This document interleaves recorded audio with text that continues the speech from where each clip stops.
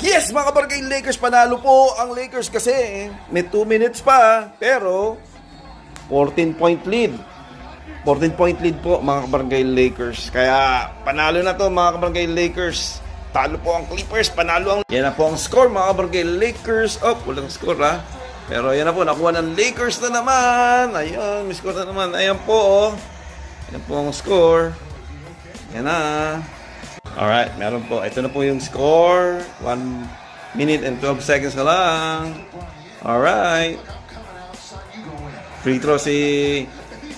Sino to? Si Austin Reed. Ayan na po yung bago, si Drew Timme. Two-way player.